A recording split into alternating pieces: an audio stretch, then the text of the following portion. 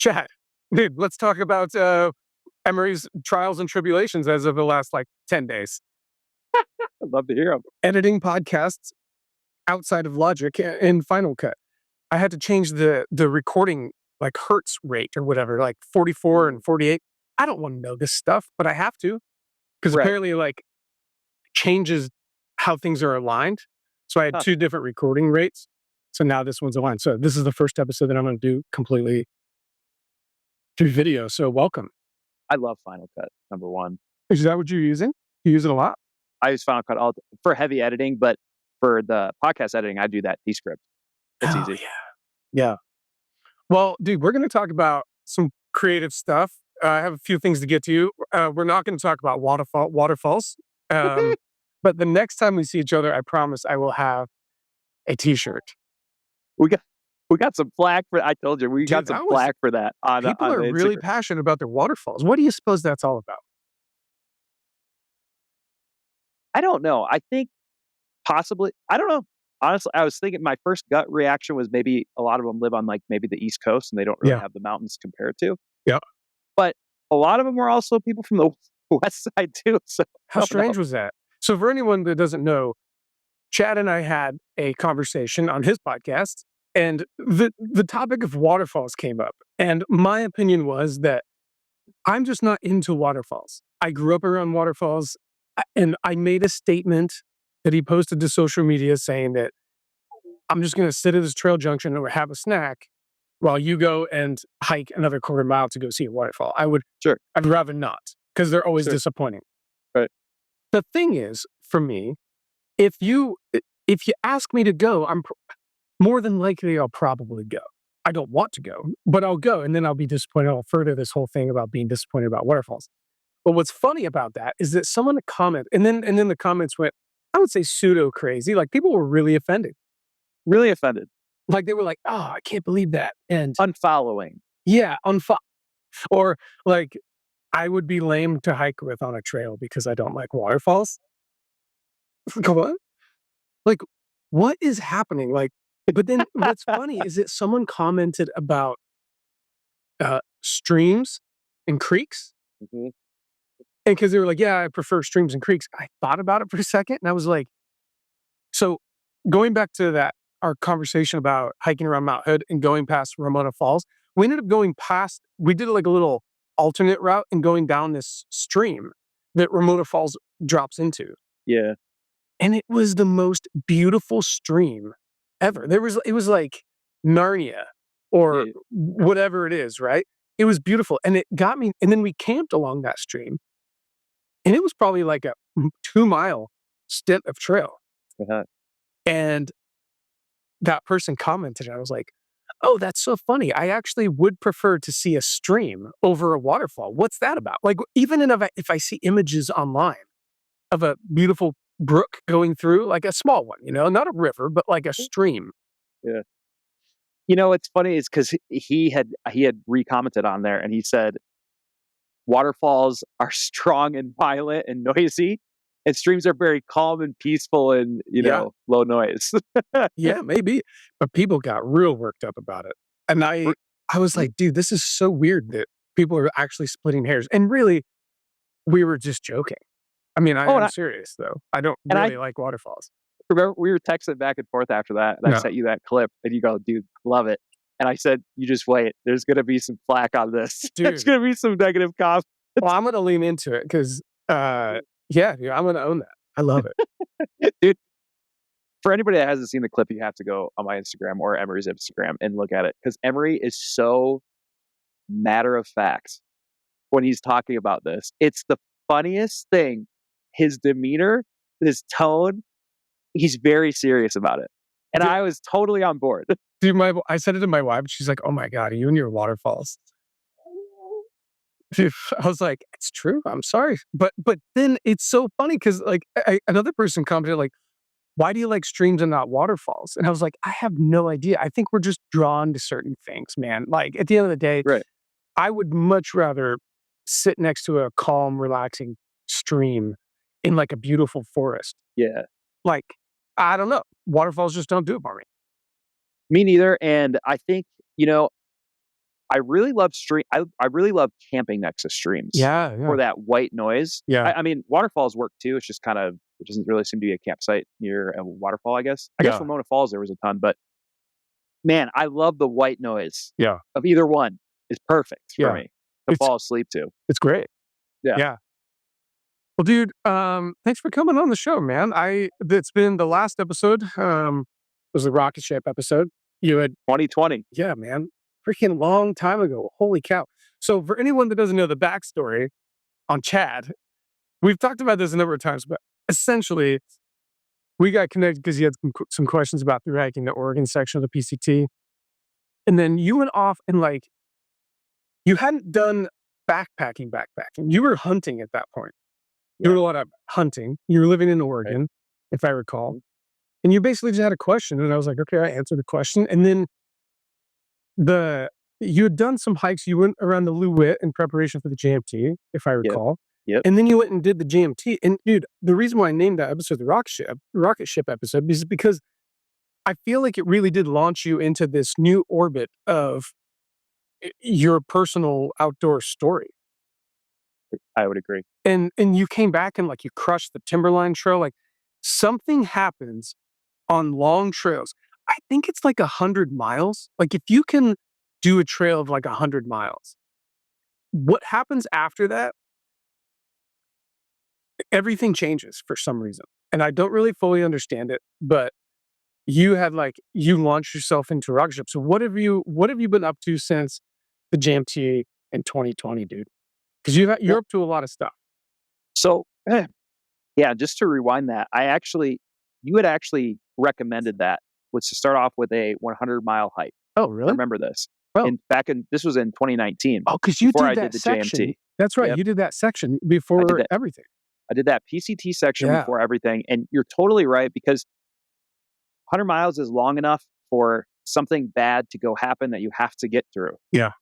And I think anything a little bit shorter, unless it's 80 miles in the Wind River High Route, of course, that's a little bit different. But 100 miles on a trail is enough time for something to go sideways. And something went sideways the first day I was on trail on back in 2019 that day. Mhm. And I was chafing between my thighs, Oh, that's bro. I mean, right. Yeah. will take a grown man down. Yep.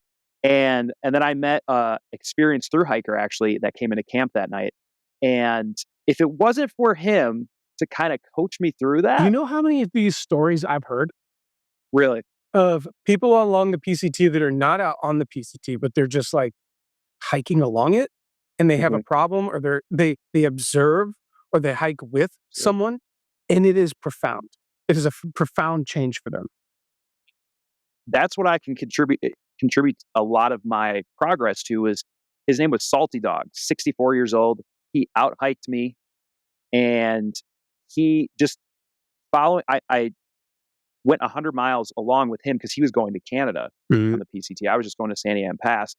And we stuck with each other those entire 100 miles. And I learned so much from him that I would have never gleaned from myself. Yeah. It was because I was following him. I saw how efficient he was with packing up his tent or Mhm. eating during the day. Yeah. We, yeah, how to take care of chafing and all of those What did he things. do And on the chafing? What did he do? I actually don't remember. I think Show what had me happened, on my no, right? wait. Yeah, yeah. You might have to Did he have some sort of block like, this one out. slick stuff on him or something? I'm not sure if he actually helped me with the chafing. I think what had happened was is I was wearing leggings because it was cold Uh-huh. during the mornings, Yep. and that's what was ended up kept chafing me. Really? I don't remember how I actually resolved it. It was weird. I do know that from that day on, now I carry Body Glide on every single hike. Besides the you went to Highline Trail last year, which I was on, which is 100 miles, and Mhm. it's kind of an off trail route. It's a really weird kind of route, interesting Yeah. one. And of course, I'm going there, and I'm like, oh, I don't need Body Glide. I haven't needed it in any of my past hikes, Mhm. right? So why would I bring it? Less weight, lessen the weight. Of course, I get to day 3, I'm starting to chafe between the thighs again. And so this time, what I did was I just took my chapstick and then just rubbed in between. So, through hiking tip for you, buddy. I always go on these podcasts. They're like, oh, "What's Oh, your number one through hiking tip?" I think that's going to be Dude, mine that's from I now mean, it's on. pretty much probably the same thing, but Yeah, it just takes longer, I suppose. takes longer, and you're also not putting the body glide on your lips as opposed to the chips. That's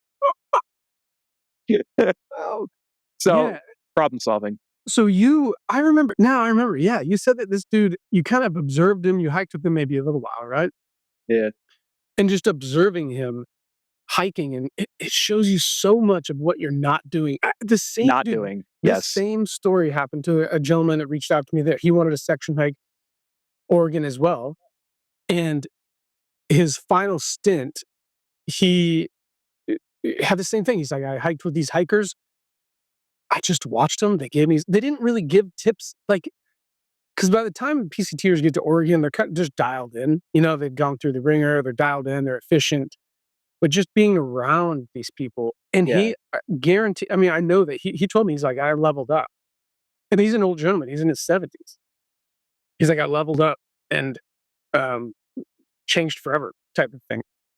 I love it, man. Yeah, and that's what I always recommend to folks going forward is, you know, and this goes to your backpacking course. Have a mentor that you can Yeah, learn from because it cuts down on so so much of the much. learning Yeah. curve that you're going to experience. And I'll also add that if I didn't meet him, I may not have finished that 100 miles.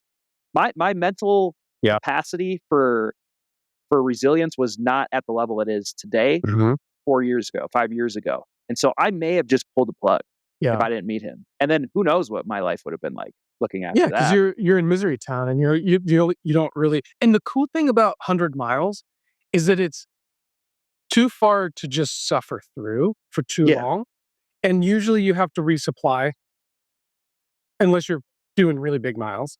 But if you're just doing 10 or 15 miles a day, usually there's a resupply in there maybe. mhm, So you have to coordinate that, and then like you said, there's a lot that can go wrong, and when you click over that 100 miles, something changes in you. You're like, "Oh, it's like a big number." It's like I agree. Yeah, it's not 60. 60 is big. I'm not saying it's mhm, not, but there's something about 100. I agree. Yeah, and so I loved your advice with that, man. I think, yeah, I would consider you one of my mentors as well with that. Do 100 miles first. See how you like it. What do you have to switch out and all that type of stuff. So from from there, I went and I actually I took a couple weeks off after finishing that one, and then I actually finished the rest of that from Santiam to the Washington border in 2019. And I was just hooked on through hiking at that point, and that's where I got the idea for the JMT.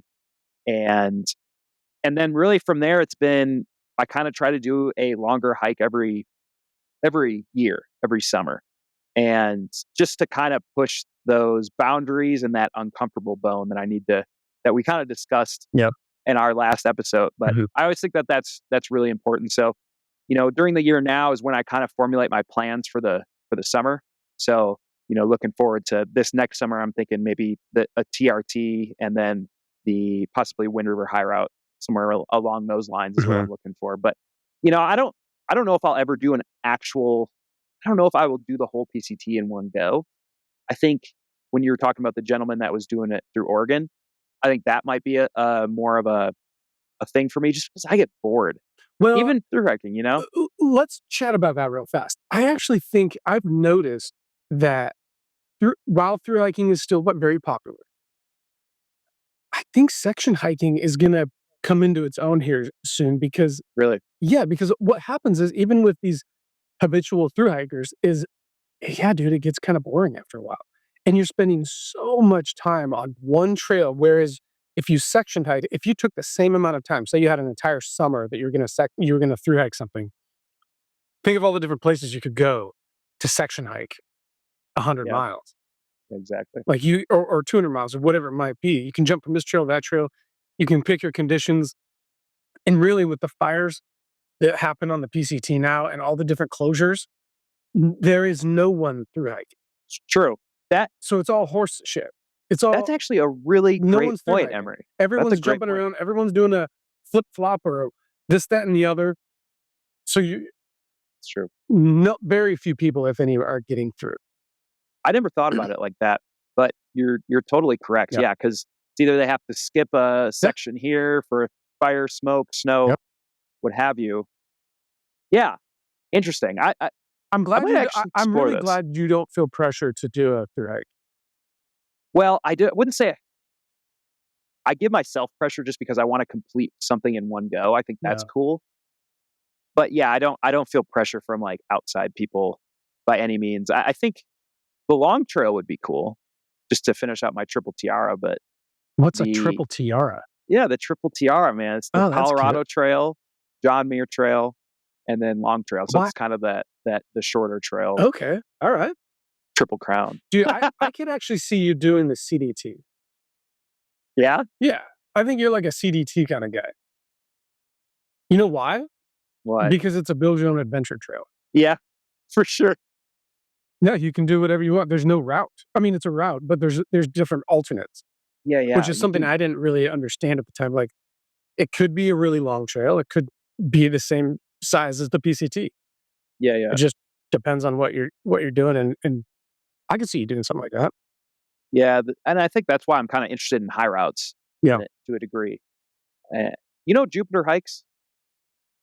He's got a film on his recent adventure in the Wind River Range, the Mhm. Wind River High Route, the Yeah. one I was talking to you about, and he got stranded, or kinda stranded. He got stranded in his tent for 30 hours because he was basically as far as you can get from a trail and a town. He was off trail, Oh, no. and he was in this cirque, and he had to go over 2 passes still to complete it. He was 12 miles from the end. 12 miles.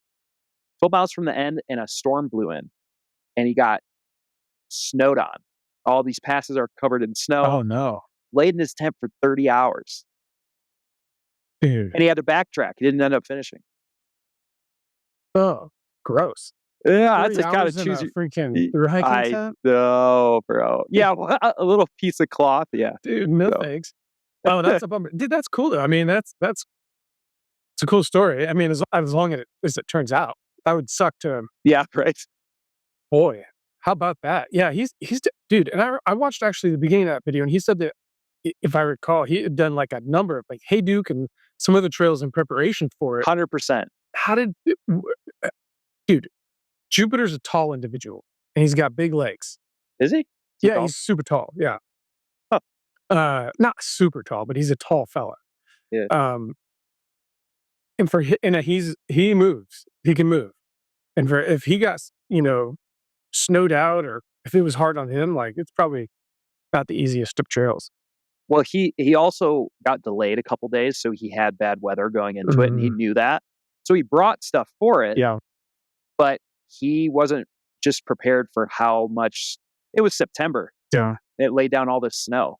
yep. But it's Wyoming, it's a Wind River Range. So it's a gnarly little trail. But yeah, so I want to get that one done, but I'm definitely gonna take a partner. I wouldn't go solo like him. He doesn't even carry an inReach.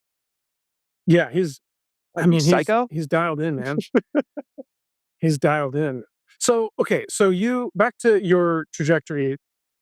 If you if the GMT was your rocket ship, where are you orbiting now? Now, what's happened, man? Like, you were working a normal job, Yep. doing stuff. Now what? Sorry, dog's Oh, you're barking right good. now.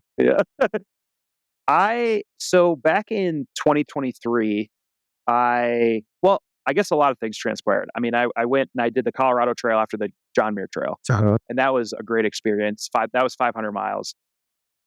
From there, like I said, I always kind of try to do a big thing every year. The next year, I did a 100-mile ultra. Then the next year, That's in right. 2023, I did a couple different through hikes. You went to Highline, a lot of climbing stuff, and then this year I was doing the Wonderland and a couple other things. But in between there, in 2023, yeah, I actually ended up quitting my job. So that was probably Well, one of the bigger things in I remember going 2023. back and forth, and you were like, "Dude, this is such a drain." Like, I can't remember what you were doing, but you Yeah, were caught between that, "I wanna do this other stuff that I'm actually passionate about," versus yeah, this day yeah. So job. so I my day job was working in corrections, so criminal justice, and so I was working with folks on parole and probation, and I did that for. I was doing it for 9 years. I mean, I got a degree in college for it when I was 18. Had no idea what I was going to do with life, type of thing. Mhm. So went into that, and then once my contents kind of started popping off a little bit more, I was starting to get brand things, UGC things were popping up. I was making as much as I was working. So kind of my thought process was, well, if I was doing this full time instead of part time, I'd probably make even more money, Yeah. right? And so what had happened was I was floating with that idea for months. I was wrestling with this idea, and I was thinking, there's no way I can quit a 9 to 5. My 9 to 5 though, it's so secure. Every thought that Mhm. every person has, and so I wrestled with this for months and months and months and months. And I remember it. So it was in January in 2023. We had a bunch of days off because of the holidays. And I went out and I was filming content for brands. I was doing some ski touring and I was just great time. My energy was way up here. And as soon as I got back to work, I just felt my energy just, Vanish. Hmm. and then I had opened the door. So I kind of worked off site and I worked with another gentleman that was doing cognitive behavioral therapy with some of the other parole and probationers. And when I opened the door, he was always just in a chronically bad mood. Mhm. And I opened the door, come back after this break, and he's in one of those bad moods because it's a Monday. And he yelled at me, asking me, it sounds really stupid, but he was wondering where the garbage can was.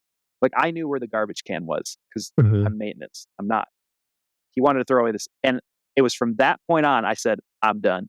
But in my Yeah. 2 weeks, it was just kind of that thing where, is it a series with choices in life? Is it one big thing or is it a bunch of small things? Yeah. And for that, I think it was kind of both. The Yep. one big thing finally came down and I just said, I'm out. I put in my 2 weeks. I quit my job. It was January 19th. Quit my job. The next day, I didn't sleep for 3 days after that. I was like, what did I just do? I remember sitting in the shower. I'm thinking, oh my How God. old were you at the time? I was 31, I think. 31. Oh, dude. Yeah. That's, like, weird. That's a weird Yeah. having quit my job recently, like,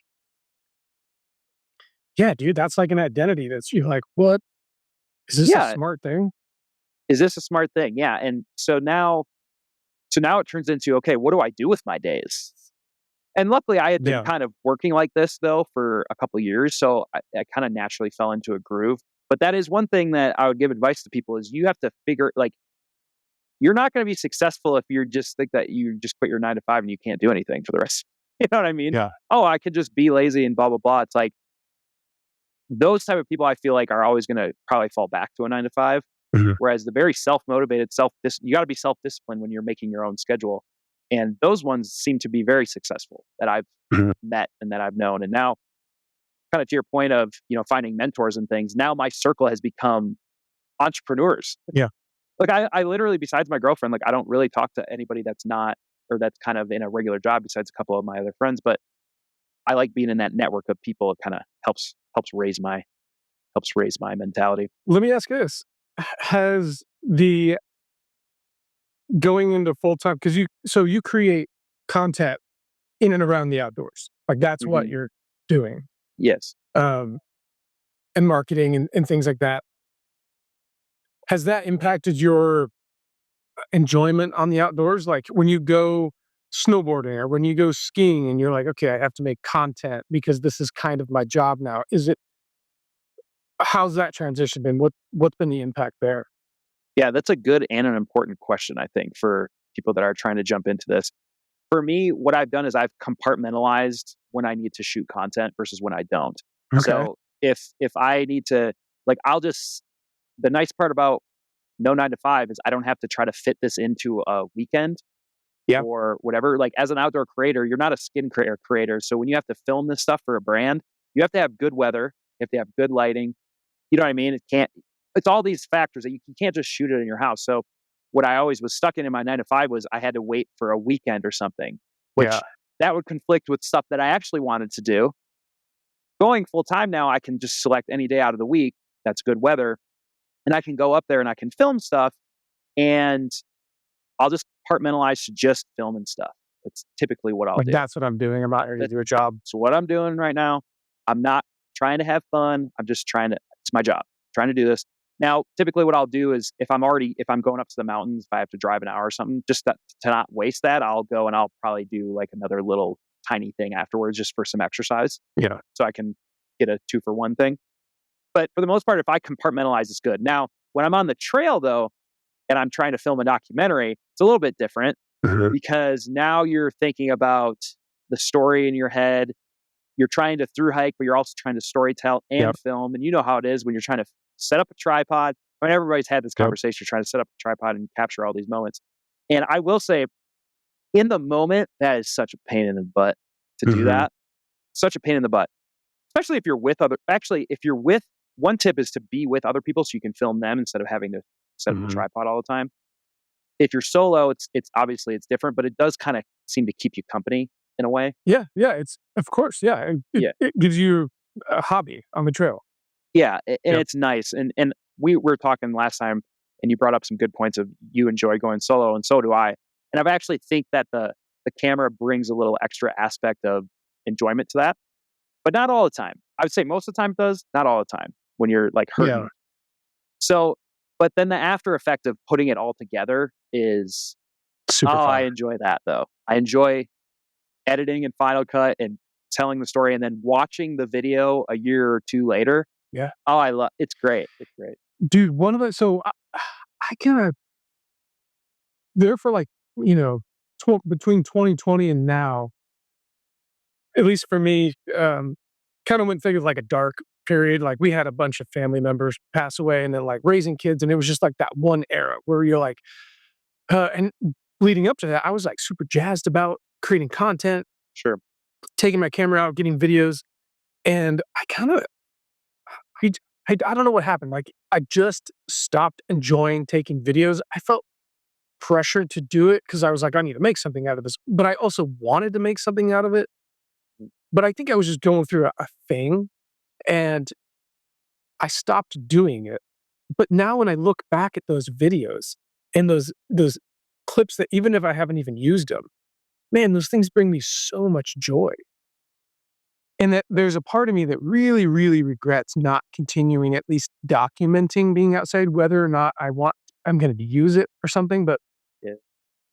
just having those memories is really, really important, and I kinda kick myself now for not doing it, and unfortunately, when you don't do it, it's a muscle that you're not It is. flexing. Oh, that's a great Emery, that is a great point. Is that it is a muscle and it is like it's discipline like anything else. And that's what I've Yeah. described it to people as Yes. you have to get into Yeah. the routine of doing it.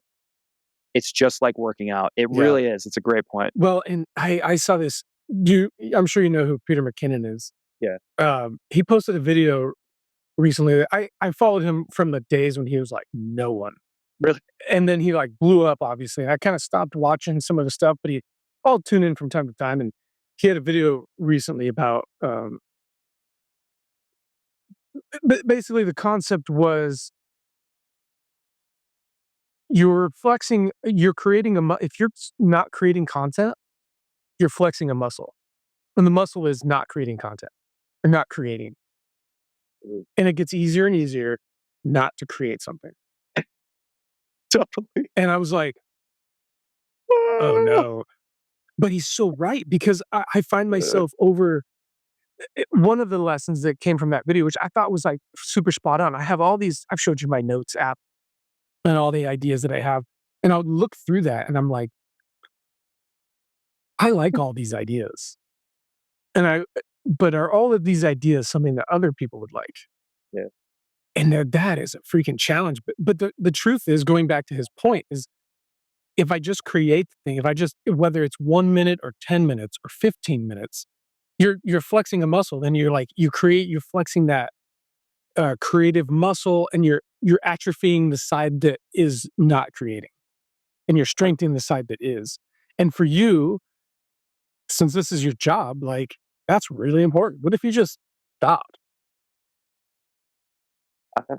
I'm kind of scared of that. It's kind of like why I don't stop working out.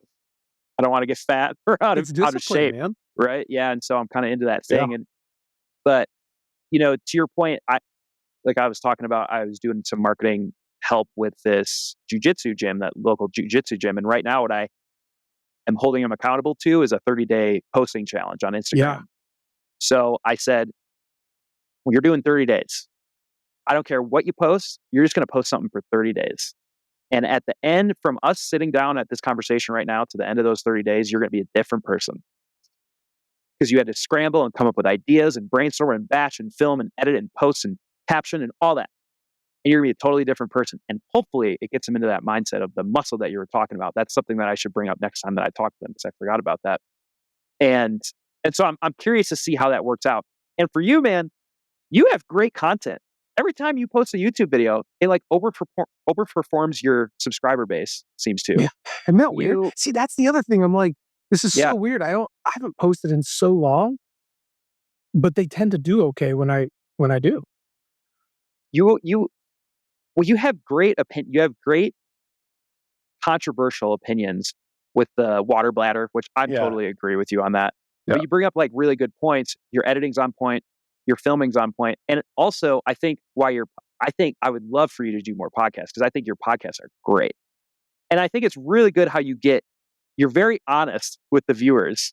Like you've been, hey, I was going through a dark time. I didn't want to post, and Dude, I'm feel bad that I I didn't feel like it's post. the only way to go, man. Like Yeah, people are so tired of people lying about their experiences, man. I mean, I don't know if I told you this, but the reason why I started Buy Land in the first place is at the time, YouTube I'm sure YouTube was around, but it wasn't super big at the time, and all you had was blogs, and people I was just so tired of the freaking bullshit that people were yeah. putting out there and, like, faking it. But the problem is that when you start creating this content, you find yourself in conflict with, "Am I bullshitting people?" And so that's why dude, honestly, that's why I've taken a step back from creating content because I don't wanna give someone the I don't wanna give someone the wrong impression. I appreciate those words. That's very encouraging to me because as a creator, like, you tend to doubt yourself and, like, what you put out there. I know that when I have conversations like this, I it is something that gives me so much fire inside. Yeah, I can tell. Like, I I can get tell. so jazzed, and it makes me feel like me, man. And so, what doesn't make me feel like me is creating content that is not me. Yeah. And I got sucked into that stupid YouTube influencer advice rabbit hole, man. To where now I started second guessing. I started like giving my started second guessing all my ideas, and I'm like, "Is this really worth it? How's it gonna perform? Who gives a crap?" Like, Yeah. is it in your head, and why is it in your head? Maybe someone needs to hear that thing. Agreed, and I think that is what leads to burnout because I Yeah. felt for the first time I was really getting burnt out a couple months Oh, ago. I wanted to ask you about that. Yeah, what happened there? Yeah, I mean, it was basically just what you're saying. I was overanalyzing everything, especially when this becomes your full-time job, you're thinking, "Okay, what is the ROI of the content I'm about to create?" Because if it's Yeah. not there, even if I wanna create it, if it's not there, I'm not gonna create it because I rely on the money Yeah. that it generates. Yeah. So and it's a lot of work to do all that stuff. And so the ROI for me has to number one, I mean, like one of the first things is that I have to be able to post it on multiple things, Yeah. which is why I really enjoy podcasts. They're easy. They can go on multiple platforms. Video, you're talking video, they can go to Yep. Spotify, they can go to YouTube. You can cut them up into reels, shorts, all that type of stuff. I think if anybody's trying to get into content, it's like just start with a podcast. I mean, it's so easy. You can get different ideas from that. But yeah, so I still think I'm a little bit in that burnt out stage right now. I think right now my focus is a little bit different just because I have this back issue that I've been trying to heal for the last couple months. And so that's kind of taken front seat. And I'm Uh-huh. like, oh, but I can still create content. I'm like, you efforts just wait till I get back to 100%, baby. Well, dude, maybe the back issue kinda helps reset you a little bit. I'm hoping so, man. I'm looking for some, trying to read or I'm trying to make the obstacle the way. If you've ever read that book by Yeah. Ryan Holiday, it's a good one. Dude, I lately, man, I get super sucked into these just I love philosophy and people's I don't even care if the person well, I do care. No one is perfect. Everyone has their own faults. But man, if they have a good, you know, philosophy or they have they have some wisdom to share, I soak that stuff up because I need it, man. It's like Yeah. fuel. It's a reminder of what you need to be doing and how you need to be acting and treating people and man, that's the kind of stuff. If I don't have that in my life, if I don't create something, I freaking just die inside, man. Like I seriously get so depressed. I get I it, was man. so I was talking about switching over my podcast to like editing and Final Cut. It felt so good to just open a timeline and try to figure some stuff out. Like we were texting about this multicam editing thing. Oh, yeah. And then I ran into a problem with like my microphone. I think it's literally just a glitch. And I told my wife the other night, I was like, or yeah, last night I go, I have been troubleshooting this problem with multicam editing that she doesn't care about, dude. She's like, Right, I cool know. story, bro. Like, cool story. But I'm like, I have to do this. Like, if I'm going to continue podcasting, I want to optimize my time and I'm going to do it this way. I already had a system down and now I'm getting a new system. And while it felt really good to edit again, it was also maddening, dude. I literally was like, I woke up at like 4:30 in the morning before everyone wakes up to do some editing. And at the end of it, I had accomplished nothing. Bro, I was literally like, am I? Because I couldn't get inside this this is so I'm about to nerd out. For anyone that knows Final Cut, I couldn't get multicam audio to show up in my headphones so I can edit the audio, so I can like adjust levels. Every time I'd switch to it, the audio would cut out, but I could play it through my speakers on my computer. right. So I had to, and because I know troubleshooting from my past, I'm like, I hate when things don't work, dude. I know how to fix them. I know how to figure out what's wrong, but I hate it. And so I'm like sitting here at 4 o'clock, like 4:30, 5 o'clock, and I'm watching the clock and I'm like, I could have been done with this edit by now. And Yeah, instead, I'm trying to figure out what happened to my audio. yeah. And then I tell my wife, I'm like, I have been all told from, just like looking up different videos and researching stuff and actually doing it. I was probably troubleshooting for like 8 hours. And I'm like, What does the universe not want me to do this anymore? Or is the obstacle the way? so, first of all, man, I totally understand that. Which one is it? Chad? That's so I can't imagine how frustrating that would be. When you're looking at the time. I seriously wanted to cry. Oh, I bet. Like I was like, wha- I wanted to just like cry. Yeah. No, I know. Alex Hormozy, I was listening to him, actually yesterday, and he was talking about anytime I come across a really tough obstacle, he's like, I just tell myself that this is where most people Quit. would quit. Yeah. And Oh, s dude, I it's need so all these signs. I need like a yeah. sign. I just need a list of signs Yeah, that would be great, in front of my actually. That's a desk. good one, man. That's a Just good one. like nothing but just in your face wisdom.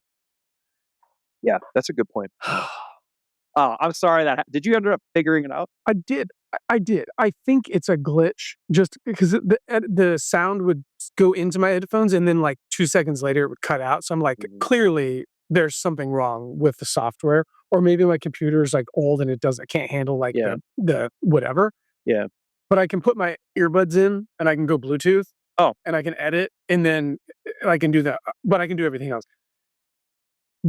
But dude, at the same time, it kind of felt good, man. Like it felt good to, oh, now I'm like editing this thing and the creative juices come back. And I'm like, the problem for me is that I have too many ideas in too little time. That's my problem, which is a yeah. good problem to have because then I just need to cut the fat somewhere. But about the time I try to cut something out, I'm like, no, I really like doing that. What are some examples of ideas that you are wanting to post? Are they YouTube videos and things? Are they reels? Are they No, posts like that? What are they? just YouTube videos. But the problem for me is that uh, I have to be in the right mindset Yeah, in order for that to come through. I can't really fake it. yeah. And when I do try to fake it, it's like, I'll tell you that if after this episode, just because I'm talking to you and we're talking and it's like getting, Mhm. energy up, You'll be able to fire it up to I could go go turn do on it. the camera and be like, boom, done, Dude, and like yeah, rock it out, right? right. There's a window of there's a window of opportunity for this is how my brain works because it's so I because I am a creative, I have to have a window. When I feel it, I have to go do it. And because I'm a full-time dad, Totally true. it hurts. And when I was working full time and I couldn't do it, it hurt and I couldn't go do it. So look, man, it's a journey. And one day I'll be able to capitalize on it and it's gonna be great. And when it does, when I finally can do that stuff, I think it'll feel really good. But I mean, these are just most for the most part, it's like YouTube videos or maybe short films type stuff, you Mhm, know? mhm. Yeah. I mean, I gotta say, my sister, who doesn't really listen to even much of my stuff or hiking stuff, she's not really even interested into it. She actually follows you and your podcast. That's funny. She's like, "Oh, yeah, I love the Byland podcast." I'm like, Yeah, "What? girl. How do Yeah, you know?" what? So, Would that's she the like the Peanut Butter and Mountains by Land podcast? yeah, yeah, that would be cool, man. Yep. But so it's just a testament because I think you make really good content and, you know, you overthink a little bit, which is fine. But when you get that creative juice going, you're Yeah, totally right, man. That's a yep, big tip to belt out as much stuff as you can. dude. Well, when you're out on a trail, because you got into you got into running, like, you Mhm. were, like, running. When you're out Right. doing that stuff, like, how do you push past the feeling of, "I really don't wanna pull out the camera right now?"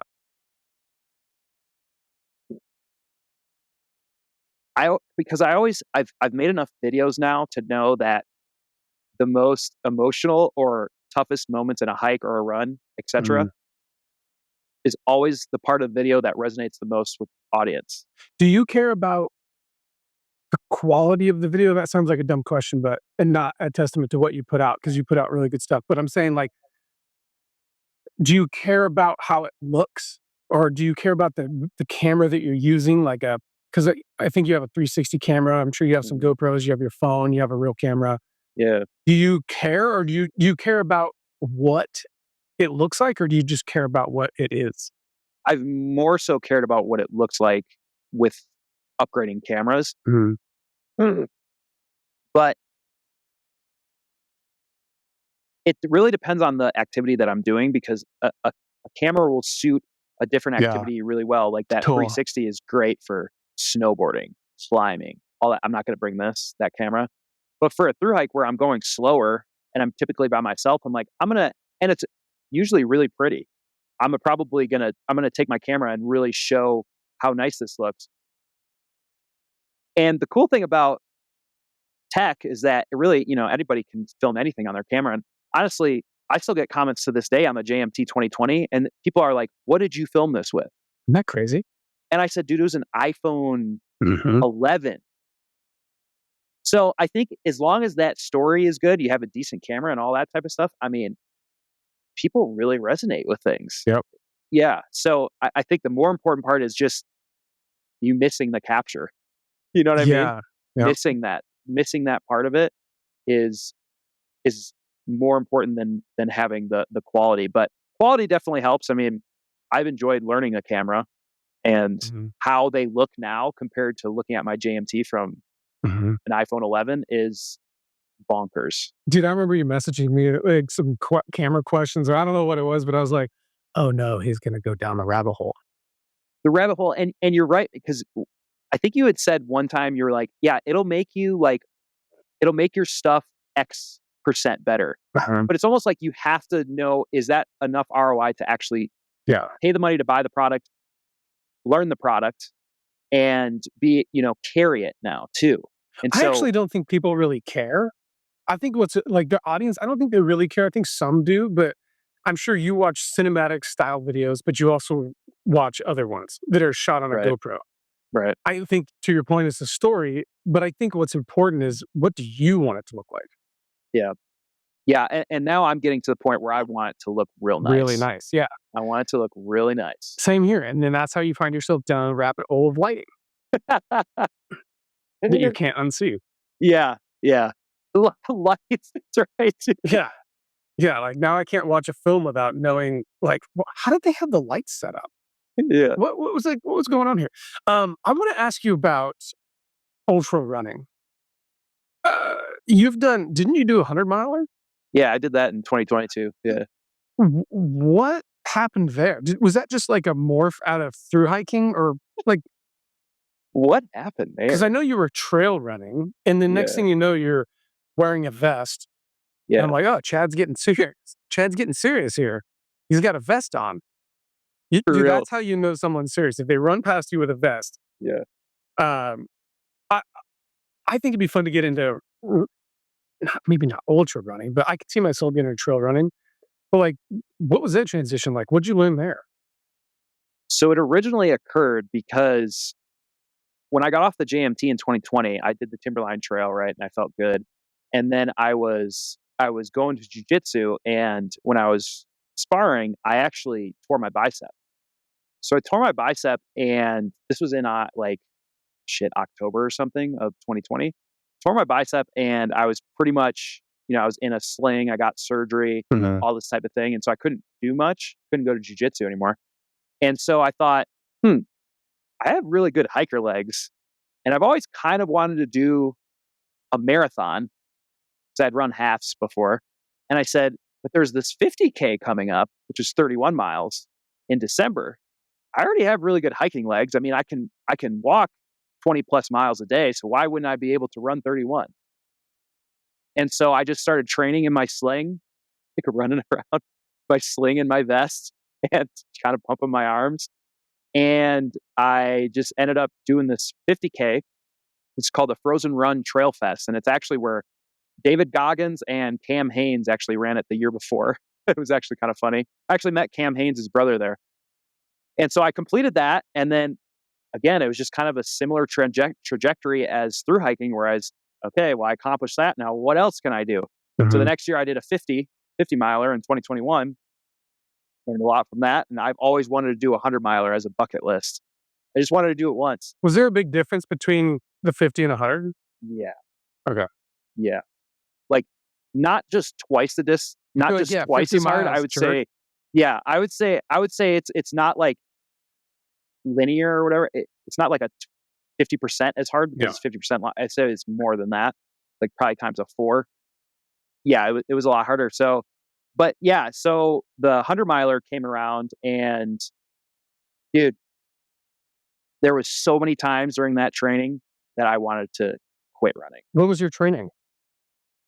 I just found some 100-mile training online, and I didn't even run. Dude, I ran probably max was 40 miles a week for a 100 miler. Yeah. That's nothing for a 100 miler. But for me, it was crushing me. I'm like, I hate this. And so what I would do is I would Were you supplement. trail running? Yeah, yeah, yeah. Yeah. I was trail running, or I was working at the time too. So I would like do lunch runs, and then I'd go out after work, whatever.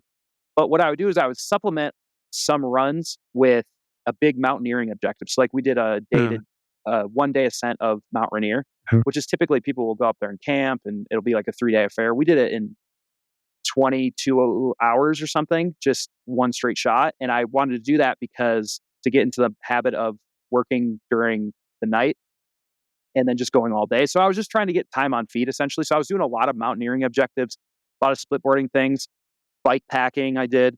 And so all of that was trying to prepare me for the 100 miler. But there was one time, man, where I was over in Smith Rock, and I was climbing with a buddy, and I was having such a fun time, man. It was a Saturday. I was having such a fun time.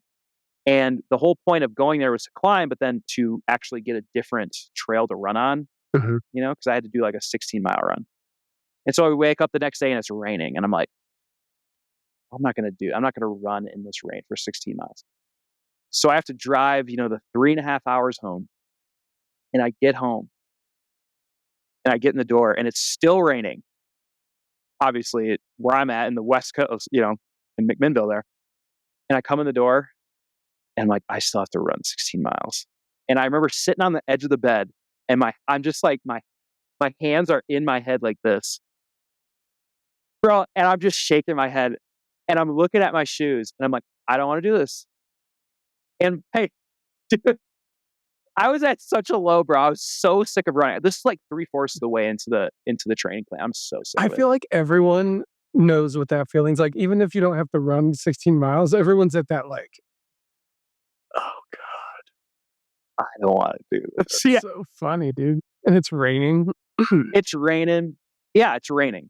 When is it not in Western freaking Oregon? Yeah. And so my girlfriend at the time comes over and she's like, she puts her hand on my back and she's like, you know, you don't have to go run. That face. You don't have to do it. I figured You're it was not. like You one or the other. Like, you don't have to do this. You're like, all right, I'm going. so Is that what she happened? said. So she says that, and I'm like, I have to go. I was like, I knew that this was a turn back moment. Les Brown talks about this. I was like, I am at a turn back moment right now, and this is where people quit. Yeah. And so I laced them up. I went out there. I freaking ran in the rain for 16 Yep. miles, and from then on, I didn't have any thoughts about quitting training. I knew I was gonna do the 100 and get through with it. But oh yeah, it's those types of experiences. So let's fast forward to that's a really good segue. Pushing past a bunch of stuff like mental fatigue, physical fatigue, probably. And let's fast forward to your hunt, your perspective on hunting. Hunting, yeah, hunting. Because you made a post. You had a successful elk hunt, if I recall. Mhm. And you posted something, you said that ultra running has given you like a perspective, like you've realized that hunting is a endurance sport. And That was a good segue. and that you ultra running taught you how to endure or is something to that effect. Can you kind of share this story? Because I want to learn more about it. Because I've since realized that, and I think I mentioned to you that hunting is the ultimate form of like discipline in so many different areas, which is a whole tangent. But I want to hear this Yeah, story. yeah, absolutely. And I'm not by any means a great hunter by any means or anything, right? Neither am I, I. I, hey, he gets it. But you get invited to these hunting trips. I don't. Anymore. Not anymore. No, I'm kidding. No, I just yeah. So love it, man. So where am I at here? Okay, so I originally moved out west because I wanted to be like all the people you would watch on the Outdoor Channel at that time. This is Yeah. back in 2014. There wasn't a lot of influencers and things, but it was the Outdoor Channel. And so I remember watching Remy Warren on Solo Hunter and Tim Burnett, which is a great program, by the way. And I wanted to be like that man. I wanted to go out there, and a lot of these channels obviously would show the end result. There wouldn't be a lot of story with it. There's not a lot of context between it. It's just like, oh, day one, day two, day three. All of a sudden it's day 10 and they killed something and it's a 20-minute program. And that always provides the illusion to the viewer that there was no work involved in It's this probably entire the thing. reason why hunting has the perspective that it has. Like Yes, outside hunters, they're like, "Oh, you just go into the woods and kill something." 100%. So, Yeah. by the way, you posted a video. You said you recommended watching it. It was that Gall sheep one from Sitka. Yeah. Dude, I watched that twice actually. Yeah. I was like, this is so good. And at the end, he didn't even kill anything. Mm. It was so good. It was such a great program. And I compare that to a Cameron Haynes video that just came out. I was so disappointed. And I Mm. know you would be too. It was literally Cam goes to a ranch. Yeah. They have a buck that they always are seeing on this mule deer and then this elk. Well, he shoots this elk. There wasn't a lot of story involved with it. He shoots the Yeah. elk. It's a liver shot. He says, I'm going to go leave that elk right now, but I'm going to go hunt this mule deer while I'm waiting to track this elk later tonight or whatever. So then he goes Uh, over and he shoots the mule. I shut it off. I'm like, yeah. dude, I hate this. Is terrible. This is what I This is don't terrible. want. Yeah. So I had this illusion that hunting's easy. Yeah. Hunting's easy. And so I came out west. I hunted for a couple years in Oregon. One of the times I remember this. It was in 2016. I went out east to hunt out east. I was from the west side. I go out east because I was just inspired by the country. I go out east and I was planning on staying for 4 nights, whatever, by myself. And the first night or the first day I get there and I don't see anything in the morning, and all of a sudden I'm driving back home. Oh, yep, So I been stay there, half a day, been there. and I'm so disappointed with myself, dude. I'm driving home and I'm like, what is wrong with me? What is wrong with me? And I remember this is actually how I got into jujitsu. Weirdly enough, I'll segue this into endurance in a second here. But I was actually driving home. I was so disappointed with myself, and I remember seeing on some app or something, my buddy had just rode a bike from Madison, Wisconsin to the border of Illinois. And I was like, holy shit, man, good for him. And then I was just like, it kind of propelled me to doing something that I've always wanted to do, which was jujitsu. It was down the road. Anyway, that's what ended up getting me into jujitsu because I was just so disappointed and hurt by being such a bad hunter. I was like, I'm done with this for right now. Can't do it. It's just not, I'm not having fun with it. So I continued to hunt a little bit here and there. And it wasn't until I moved to Wyoming that I got here and I was really inspired by the country that I would be hunting.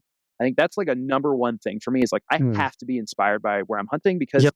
for me on the west side of the Cascades where I was at, it was like logging roads, it was dense. It's It's not like good.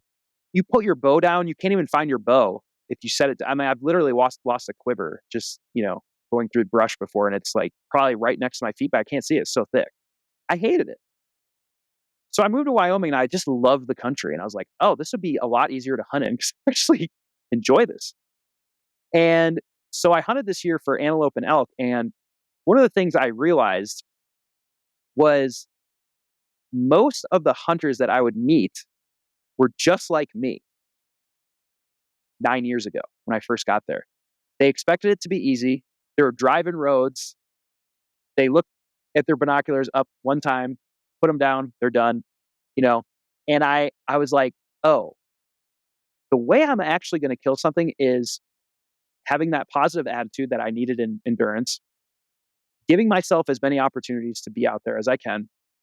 And literally, it's thinking about it as an endurance sport because the longer I'm out there, the higher my chances are. And I started listening to this guy called, I think his name's Cliff Gray. And he was talking about, and we kind of talked about this a little bit, but he's like, maximize the time that you're out there because 80% of the kills are going to be in the morning or the evening. He's like, so don't hunt during the middle of the day if you don't want to.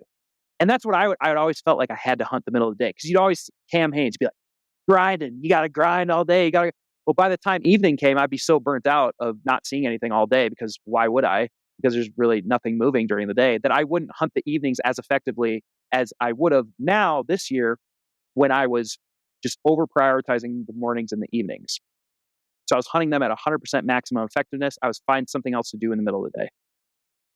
And it paid off. I don't know. It paid off and it took a month to kill the elk, but it was a morning that was cold and it was snowing. And oddly enough, I'm literally hunting a drainage. So it'd like be a road or like a ATV road right here. And it would be like a drainage over from that road is where I ended up. So I'm hiking around there and I'm like looking at all these meadows. Can't see anything. Can't see anything. Of course, a guy comes on a quad right down the road, loud as heck. I'm thinking, the thing is I've seen this before. They would drive right past the animals. They don't even see them. And so, dang it. But I was kind of thinking he might have blew stuff out. But in your mind, dude, let me ask you this. In your mind, when you see someone drive a road, do you immediately cross that hill off? Yeah. So In your mind, but it's so stupid. it is stupid because a lot of times they're driving by and they're not even glassing the best areas up. Like literally where that road was, you could literally see where because I missed an elk earlier in the season. You could literally see the meadow that I did that in. You could see where they were at. They were in all these meadows right next to the road, dude. But these guys never knew there was any elk there because they were either going in too late. They weren't like, I would get in there, an hour before sunrise. So I'd be sitting there. I'd be like listening. I'd be seeing stuff.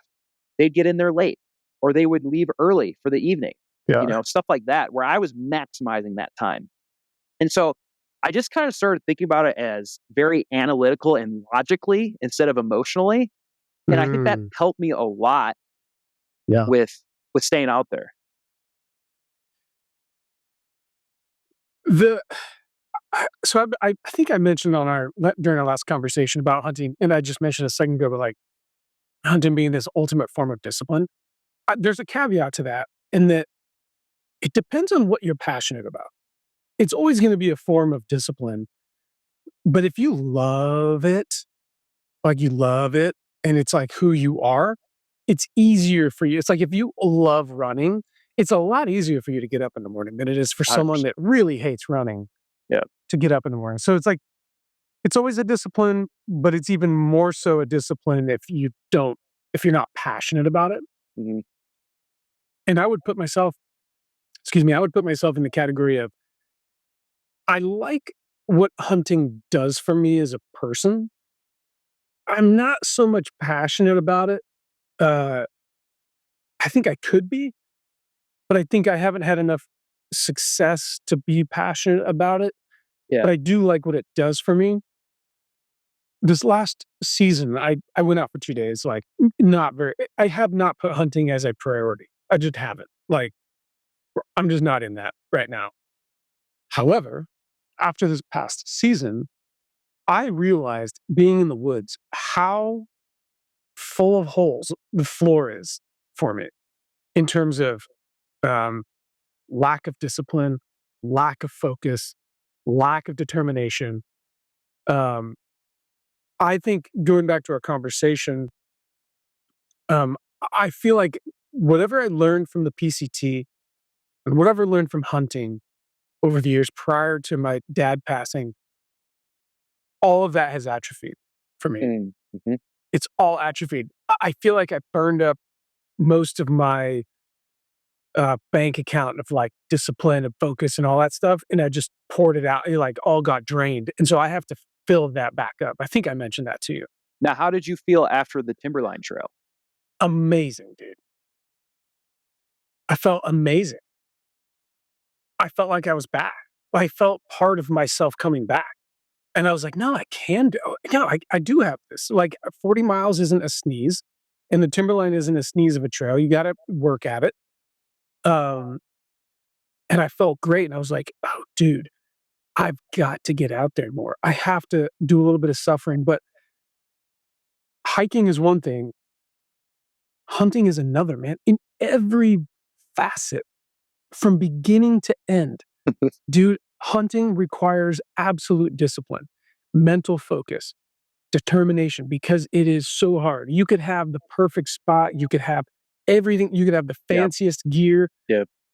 but dude, if you don't see anything, you begin to, at least for me, because I'm Mhm. not as I haven't been as successful. I don't I have a hard time believing that there's animals there. Even if I see fresh sign Yep. and I know they're there, and hunting the west side of the Cascades is so hard because I Yeah. went elk hunting and I'm like, "Dude, I can find animals. I just can't see them Yeah. because you can only see 70 yards in the trees." Yeah. And then you go 20 feet and now you can't see 70 yards. And I'm, like, in and around these things, and I noticed that, um I have absolutely failed at, um, retaining my mental focus and discipline, dude. At every turn, I'm like I'd have to keep reminding myself, I'm like, "Emery, what are you doing? No, no, no, no. Focus." Dude, still hunting is really hard. Oh, yeah, I don't do it Do anymore. you want to, like you wanna test your, like, mental fortitude and your focus? Try going still hunting. Yeah. Yeah, and every time you let your guard down, then you jump something. Dude, and, Happened to like, me. you sit there and convince yourself that, like, "I can move a little faster." Mhm. And then you step on a twig and you're like, "Fuck," and Yeah. then the wind shifts and all this different stuff happens and you can't control it. And that's where, like, when you said, like, it's an endurance sport, I was like, "Oh, I think I've been thinking about it the wrong way." Like, Mm. that was, like, a big wake up call for me. And now I'm actually starting to look forward to the idea of hunting simply as a form of sharpening my own mental, Nice. That like, s whatever it yeah, is. so that's exactly I think that's perfect the way you're saying that because for me, hunting would always be during shoulder season where I'm not really doing a lot of other activities that I usually do anyway during the summer, and so that's exactly how I would look at it was I'm still sharpening that, being uncomfortable, waking up early, having a positive mental attitude when I don't feel like it. And so I'm still sharpening that months into maybe when my typical customary adventures would be done for the summer. Mhm. And so you're totally correct in that. Well, dude, and going back to your point on these films that don't show this stuff, Yeah. it's it's really too bad, man. Like, you're not teaching anyone anything by showing them the outcome of something. But it's hard. It's hard to communicate that, dude. Yeah, Go ahead. I gotta just send you I literally just watched a 1 hour documentary of this guy using a musket to kill a orchid horn little mule deer like this, Yeah. dude. But I was drawn to it because he showed like basically everything that we just talked about. Like Yep. it was a 10-day hunt. He showed every single day. It wasn't like a vlog style, but it Mhm. was more of like, this happened, then this happened, and then because of that, therefore this happened, blah blah blah. And I could see myself being in that situation and being like him because he was getting pretty downtrodden. He I was know. literally like saying that, you know. And then all of a sudden on the last day it happens. And so seeing that, because I know what you're saying with when you're like, I just don't feel like there's animals here. And for me, that's why it was really important for me to this year. I just got a cow elk tag and an Eddie antelope tag. I wanted to have as high a success as I could because I needed to know in my head You that prove it. I could find freaking animals and I could kill an animal But and I could why is this important to you? What to Yeah, to why? Like, hunt. why are hunts? Like, why would that be important to you? A couple different reasons. One is the mental aspect and then having something to do over shoulder season. But I love the meat. I mean, that's all Mhm. we've been eating the last couple months. And to have and then I butcher everything myself. So I grind it, I chop it, everything, wrap it. And so having a freezer full of this meat that I don't have to rely on the store to get, we haven't brought red meat in months because of this. Like that's where I'm trying to ultimately Mhm. get. Yeah. And I feel like it's also kind of cool to be a provider, like for my girlfriend. She loves it, like Mhm. making elk burgers for her and stuff like that. And so she's stoked. And I'm like, this is great. I could be a provider. I get in shape doing it, Yeah. mental things. Oh, this is great, man. And so, yeah, you could go buy a half beef at the Mhm. store. It'd probably end up being cheaper. But this allows you to have an adventure and get the meat and it's healthier. And it's just a good all around thing, man. It's a pretty complete package, man. It really is. Yeah. I Because think, that I mean, you're hiking, but you're Yep. hiking off trail a lot. So you're navigating, you're learning Mhm. animal habits. Like I realized that when I was sitting there glassing, because that's again, I love to just sit in glass. That's not something I could really do on the west side of, Yeah. I'm sure you probably can't either unless you're in a clear cut. But I love just sitting around and glassing. And I realized this year that this is the only time I can relax in the outdoors is when I'm just sitting Mm. glassing and I'm looking at stuff. I'm like looking at a cloud. I'm like, I would never usually do that. If I was running, ultra running, I would not be looking at that cloud, type of thing. So it was making me more grateful for things around me too. Yeah, dude, that's a great point about hunting. Like, I'm always shocked at the people that don't hunt, how their lack of awareness Yeah, in right. the out like, everything outside of, like, 2 feet off the trail. It's like it doesn't exist. Doesn't exist. And then they w yeah, I've just hiked with so many people where I'm like, "Oh, there's tracks. Oh, there's droppings." I'm like, "What? There's deer what?" Right. I'm like, do you not see it? Or they don't know where to look for animals."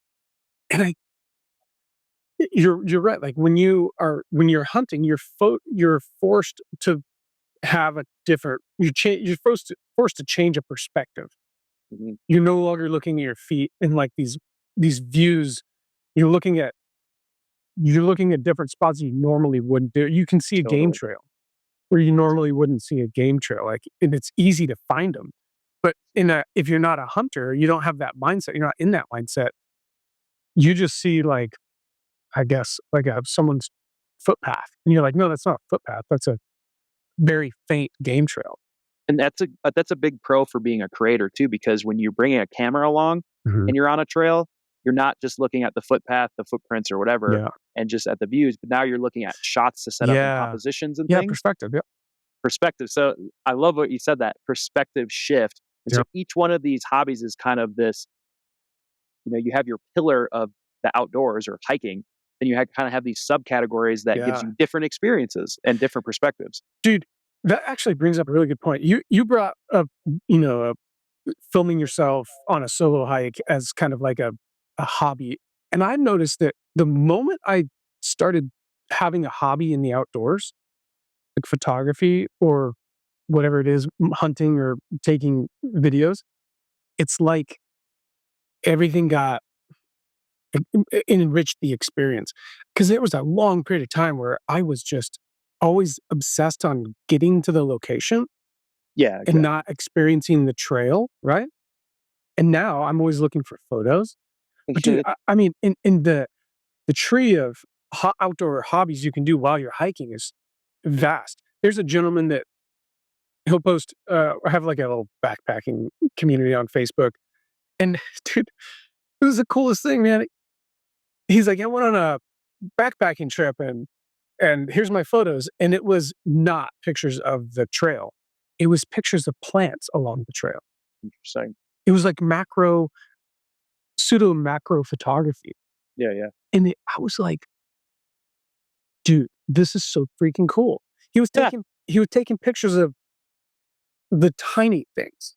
Because there are right. a lot of people take pictures of landscapes and people doing stuff. This guy was taking pictures of the grass. And it was so cool, man. I was like, yeah, I think my advice to anyone who wants to get into hiking or backpacking, to find yourself a hobby that you do In on it. trail. Mhm. Journaling, sketching. Yeah. L what's his face? He's a watercolorist. Your Okay. boy that you interviewed, Jupiter? Jupiter. Do you know that? Didn't know that. Dude, Dude, look into what his watercolor art. He's freaking amazing.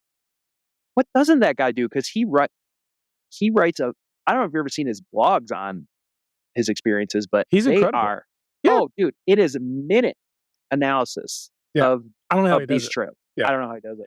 Dude, look at his watercolor art. It's Okay. incredible. He doesn't really post it too much, but at least when I was following him a lot, but, Uh, yeah, I mean, how cool would it be to, like, be able to learn watercolor and, like, go paint a little scene that you're at? and that would be great too, because he's used to probably, like you were saying, crushing miles. Mhm, So I know when I interviewed him, he was talking about he was hiking with his partner, mhm. and he said it was a different style of hiking because she wasn't Yeah.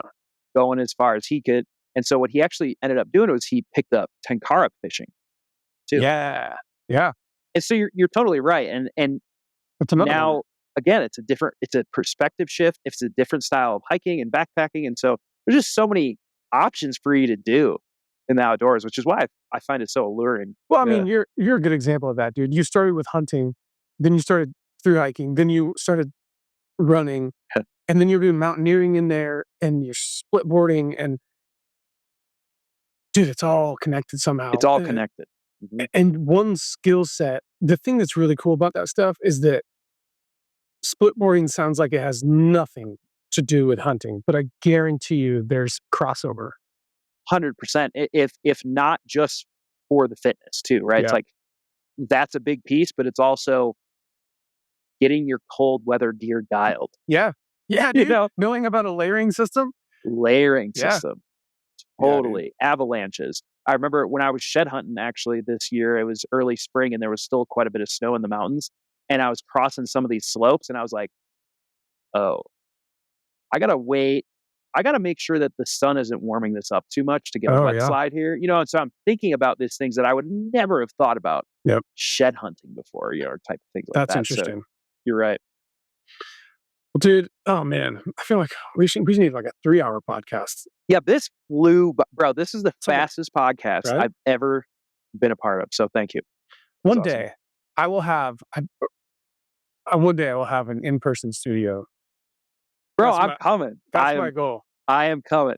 I would Dude, I come. would love to just like sit down with people in person and like chill. You'd be good at it, man. I'm telling you, you got amazing communication and amazing podcasting skills. So, Thanks, buddy. I mean, if anybody was to do it, Got it, man. Dude, I feel the same way about you, Just man. get the lighting. Just get the lighting Just down, get the bro. lighting down. Yeah, it's gonna have the most amazing lighting It will. set up. I'll have to hire someone to come in and light it. Dude, I feel the same way about you. Like, I'll see your content, I'm like, I think Chad's on track. Like, you're doing some good stuff, man.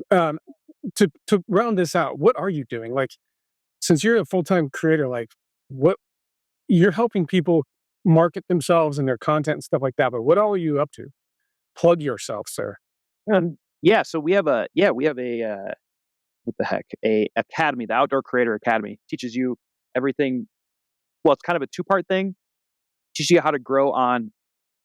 Let me back up. There's two ways to make money on social media that we teach in this course. One is a long-term way and one is a shorter-term way. Mhm. Long-term way is your traditional become an influencer, brand deals, affiliate deals, all that type of stuff, build an audience. However, that can be lucrative, but it takes a lot of time, which is why a lot of people burn out with that. It takes a lot of time. So in the meantime, what I implement in the short term is to make money off of UGC videos. So user generated content videos. So you're working with brands, you're using a brand, say they ship you this cup or whatever, and you make some kind of advertisement for the cup type of thing. Now, this is stuff that you actually use. It's all outdoor oriented. And so I just show you how to, contact brands and communicate with them, deliver how to do the deliverables, film it, all that type of stuff. So it's kind of a two-part series. We call one the UGC Masterclass and one is the Branding Blueprint. And so we, have a little calendar, week by week thing to do, keep them accountable to do each thing, each task.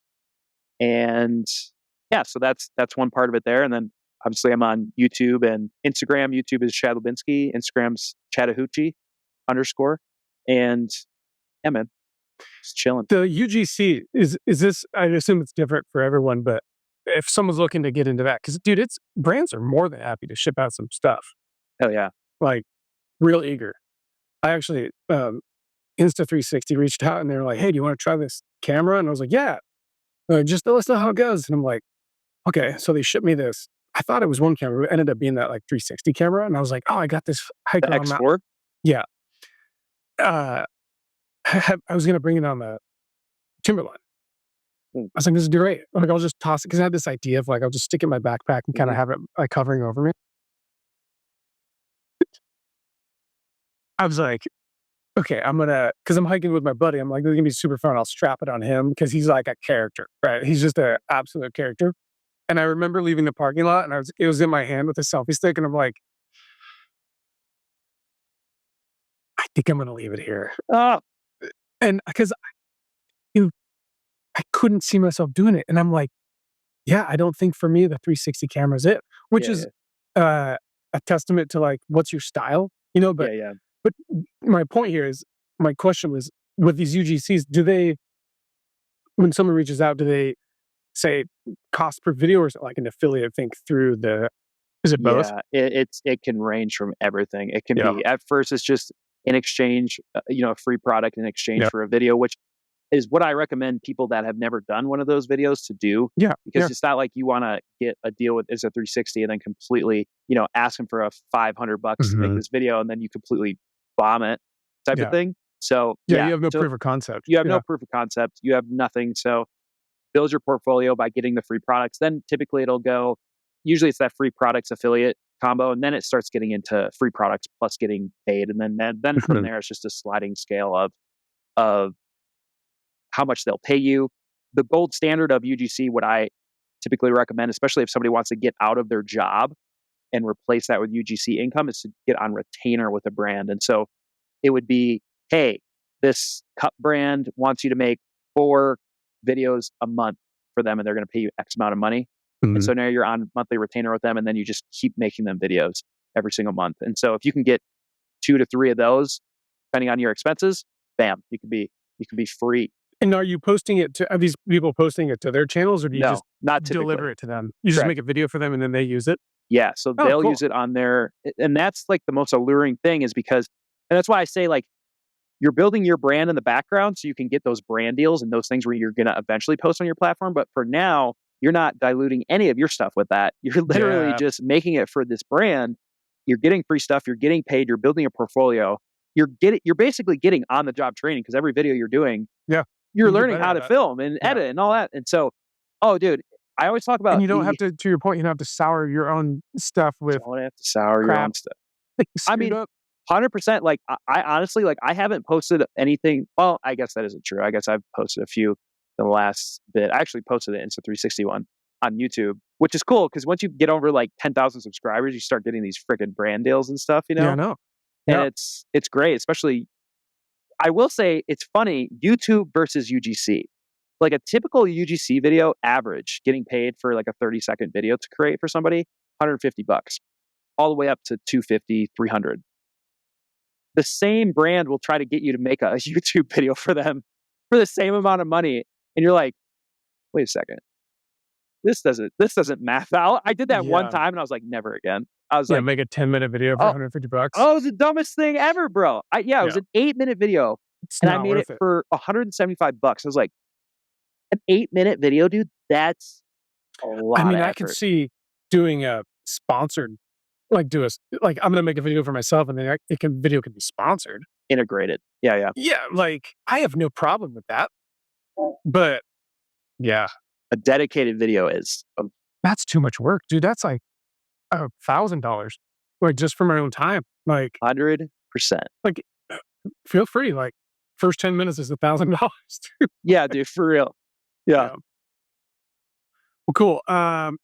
How can people find you said that I'll put the links in the description, Yeah, yeah. Instagram and YouTube.